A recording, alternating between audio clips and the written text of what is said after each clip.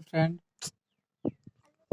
Hello friends, आज हम लोग पढ़ेंगे वैक्यूल के बारे में। ठीक है, इससे पहले हम लोग ने देखा था कि लाइसोसोम, और उससे पहले था गोल्गी एपरेटस, और उससे पहले ईआर था। ईआर ने जितना भी प्रोटीन और लिपिड बनाया था, उसके बाद गोल्गी एपरेटर उससे पैक करके लाइसोसोम को दिया। लाइसोसोम जो था सारा पचाने का काम करता है। अब देखते हैं वैक्यूल क्या है। ठीक है, it is a single membrane bound structure. अभी तक हम लोग ने जितना भी देखा है सब सारा हमारा सिंगल मेम्ब्रेन बाउंड स्ट्रक्चर है, जो कि ये है जो which present in a plant cell. ये प्लांट सेल में ही पाया जाता है। ठीक है, it occupy up to 90% of cell. कहने का मतलब है, आप देखते होंगे बहुत सारा पेड़ है जो पानी नहीं भी होने के कारण वो जीवित है। तो वो क्यों है? क्योंकि वो ऑलरेडी पहले से 90% जो वाटर है वो अपने पास एब्जॉर्ब करके रखता है। ठीक है, इसका स्ट्रक्चर देखते हैं। ठीक है, ये जो हमारा बाहर वाला है ये सेल वाल है। ठीक है, उसके अंदर हमारा प्लाज्मा मेम्ब्रेन है। ये जो हमारा टोनोप्लास्ट है, ठीक है, वैक्यूल का जो मेम्ब्रेन होता है उसे हम टोनोप्लास्ट कहते हैं। ये जो हमारा सेल के अंदर हमारा साइटोप्लाज्म होता है। ठीक है, अब परमानेंट सेल हो जाएगा लार्ज जो साइज वैक्यूल का सबसे बड़ा जो साइज होता है वो परमानेंट सेल है। Meristem generally absent if a present then it is a small size. जो सबसे छोटा वो मेरिस्टेम है। ठीक है, vacuole store water externally waste material of a cell. ये जो है बहुत सारे मटेरियल कहे तो वाटर और जितने भी वाटर है मटेरियल उसे एब्जॉर्ब करके रखता है हमारा vacuole. Vacuole is covered by single membrane bound structure called tonoplast. Vacuole के पास एक सिंगल मेम्ब्रेन बाउंड होता है जिसे हम टोनोप्लास्ट कहते हैं। टोनोप्लास्ट है जो कि हेल्प करता है जितने भी मॉलिक्यूल्स और नंबर ऑफ आयंस है उसे ऑब्जर्व करने में हमारा मदद करता है टोनोप्लास्ट। ठीक है, इसका कुछ एग्जांपल है, contraction of a vacuole is higher than the contraction of a cytoplasm. ठीक है, वैक्यूल दो प्रकार की होते हैं, कॉन्ट्रैक्टर वैक्यूल और फूड वैक्यूल। एक तीसरा भी होता है गैस वैक्यूल, लेकिन उसके बारे में ज्यादा कुछ एनसीईआरटी में लिखा हुआ नहीं है। ठीक है, ये जो हमारा कॉन्ट्रैक्ट वैक्यूल है जो कि help in extension and the ऑस्टोग्रेशन। जो हमारा कॉन्ट्रैक्ट वैक्यूल है जो अमीबा में आता है, और फूड वैक्यूल है जो हमारा प्रोस्टेपा में आता है, जो हेल्प इन इंगल्पिंग ऑफ फूड को जो निगला जाता है उसे हम फूड वैक्यूल कहते हैं। ठीक है, आगे हम लोग देखेंगे डबल मेम्ब्रेन बाउंड ऑर्गेनल। हमारे यहाँ सेल में दो ऐसा ऑर्गेनल है जो कि डबल मेम्ब्रेन बाउंड स्ट्रक्चर। अभी तक हम लोग ने सिंगल मेम्ब्रेन बाउंड ही देखा था, लेकिन माइटोकॉन्ड्रिया क्लोरोप्लास्ट एक ऐसा ऑर्गेनल है जिसके पास डबल मेम्ब्रेन बाउंड ऑर्गेनल होता है। It is a double membrane bound structure bound in the cytoplasm of cell. ये हम पढ़ेंगे माइटोकॉन्ड्रिया के बारे में। ये डबल मेम्ब्रेन बाउंड स्ट्रक्चर है, वो साइटोप्लाज्म में ही रहता है। ठीक है, it is known as a power house of the cell because it form ATP by oxidative phosphorylation. हम लोग बचपन से पढ़ते आ रहे हैं कि mitochondria is the power house of the cell, जो कि एटीपी बनाता है। लेकिन एटीपी बनाता कैसे? उसके पास एक ये जो ऑक्सीडेटिव फॉस्फोराइलेशन एक है, ये कहने का मतलब एक केमिकल है जिसके मदद से ये हमारा जो एटीपी बनता है। ठीक है, प्रोसेस है ऑक्सीडेटिव फॉस्फोराइलेशन। ठीक है, cell and provide energy to within the cell है जो कि हमारे सेल को एनर्जी प्रोवाइड करता है। ठीक है, most busy and active cell organelle. देखिए, अगर किसी भी पार्ट को अगर एनर्जी की जरूरत रहेगी तो वो माइटोकॉन्ड्रिया से मांगेगा। तो माइटोकॉन्ड्रिया है जो कि एटीपी बनाते रहता है, तो उसे हम most busy and active organelle कहेंगे। ठीक है, ये जो है कि सेमी ऑटोनोमस सेल ऑर्गेनल है।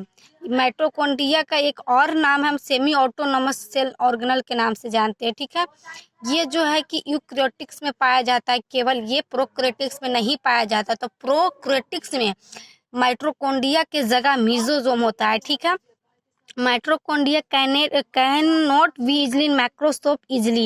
It can see been easily after the staining by the genius green. Mitochondria को हम किसी भी माइक्रोस्कोप के अंदर इजली से आसानी से नहीं देख सकते हैं।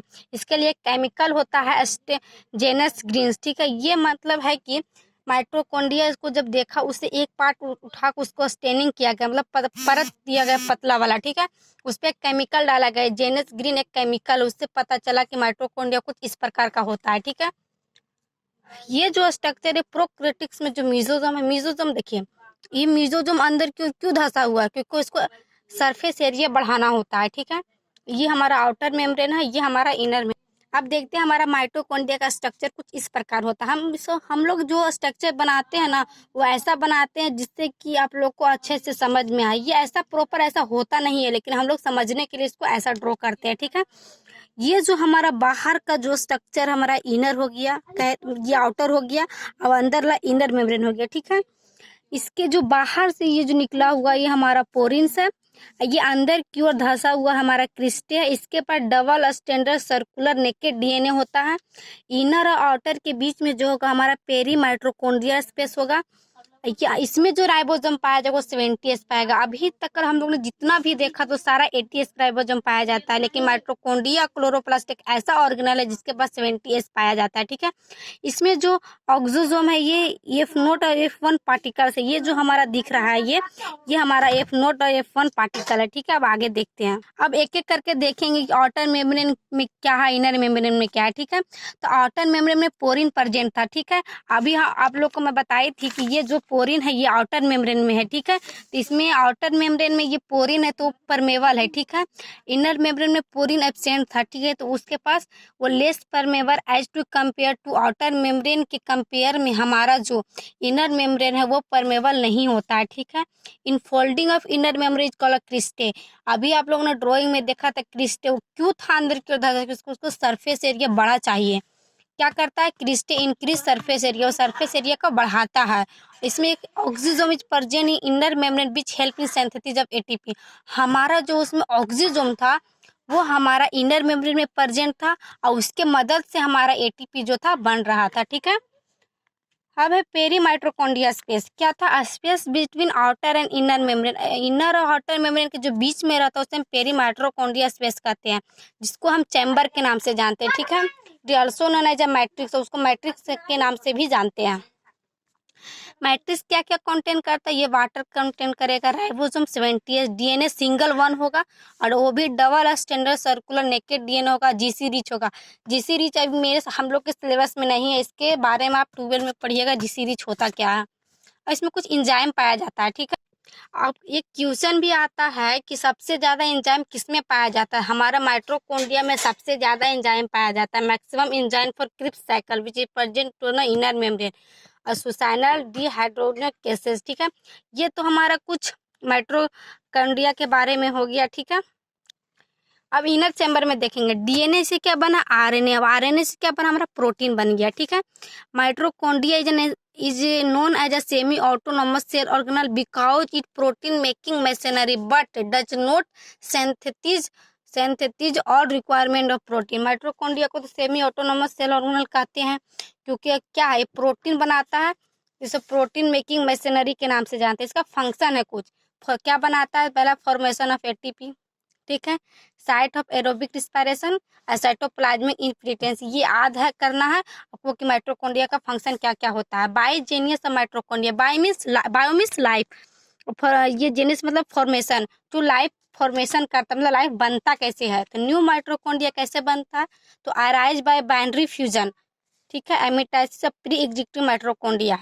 कुछ ओरिजिन होता है इंडोसाइमोटिक ऑर्गेनल, जो कि हमारा प्रोकैरियोटिक सेल में होता है। आज के लिए बस इतना ही। अगला लेक्चर में आप लोग को बताऊंगी क्लोरोप्लास्ट के बारे में। Thank you.